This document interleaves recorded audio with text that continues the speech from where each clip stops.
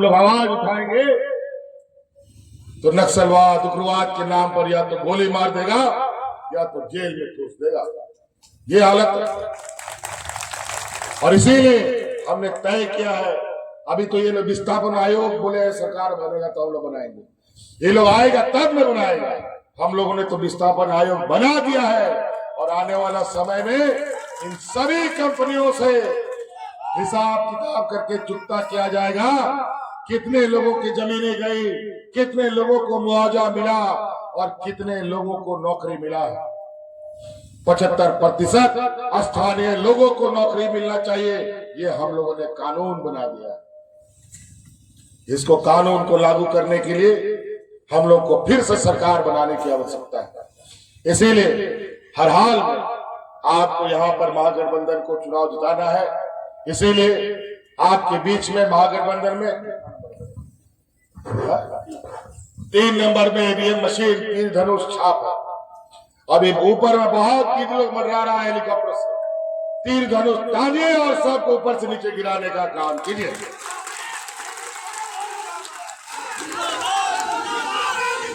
बिल्कुल आपको ये नहीं, गरीब लोग को मांगने से कोई नहीं देता है, मांगने से वही देता है जो आपका भाई है, आपका बिरादरी का है, आपके बीच का है। आज ये लोग हमें लड़ना सिखाता है कि माटी बेटी रोटी सब लूट लिया, हमको बाहर का नेताओं का जरूरत नहीं है। हमारा जब यहाँ का सिद्धू कानू बिरसा मुंडा तेलंगाना खड़िया अंग्रेजों से लड़ाई लड़ रहा था, उस समय कहा था ये भाजपा का लोग क्या कर रहा था उस समय हमारे इन आंदोलनकारियों ने अकेले नंगे बदन खाली पेट अंग्रेजों को भगाने का काम किया। अब इन भारतीय अंग्रेजों को भगाने का काम करना है।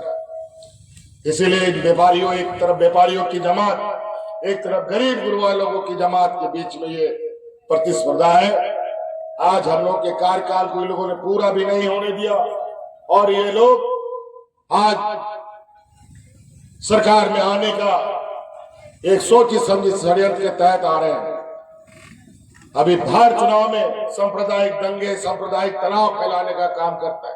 सुप्रीम कोर्ट बोलता है कोई जात धर्म के नाम पर वोट नहीं मांगेगा, लेकिन आज भारतीय जनता पार्टी के नेताओं को सुनिए कैसा जहर उगलता है, ऐसा जहर कि सांप में भी इतना जहर ना हो उतना भारतीय जनता पार्टी का नेता के मुंह में आ गया। अजीब हालत।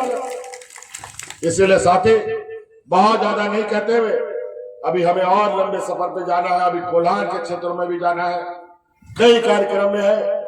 एक तरफ 1000 लोग यहाँ पर चप्पे चप्पे में हेलीकॉप्टर लेके घूम रहे हैं और हमारे पूरे विपक्ष में अकेले हम लोगों ने मोर्चा संभाल रखा है। और निश्चित रूप से गरीब गुरुआ लोग जब कमर कस लेता है, अच्छा मजबूत आदमी को भी पटकने का ताकत उठा लेता है। इसीलिए आज हम लोगों ने आप लोगों के लिए काम किया है, आपके सुख दुख को कम किया है। निश्चित रूप से अभी हमें बहुत काम करने की आवश्यकता है, लेकिन वो काम तभी होगा जब आबुआ दिशो आबुआ राज होगा, हम लोगों की मूलवासी आदिवासियों की सरकार बनेगी, तभी इस राज्य का सर्वांगीण विकास हो सकता है। अभी 1,36,000 करोड़ रुपया का बकाया कोयला का हमने ठोक दिया और आज उसका जवाब इनके पास नहीं है। और अगल बगल के राज्यों में वो पैसा देते हैं, लेकिन झारखंड के लोगों को नहीं मिलता है। और वो हक अधिकार भी आप ये ऐसे नहीं देंगे, छीनना पड़ेगा। और छीनने के लिए हमें एकजुट होकर ताकत बढ़ाना पड़ेगा ताकि ये लड़ाई हम जीत सके।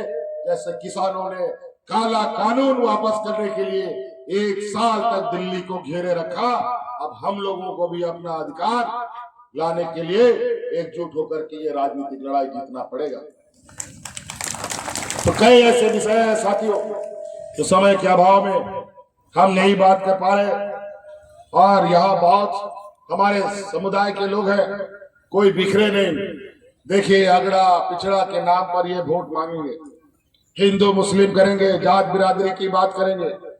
ये लोग समाज भी तोड़ते हैं, पार्टी भी तोड़ते हैं। ये लोग सरकार गिराने में लगातार प्रयासरत रहा।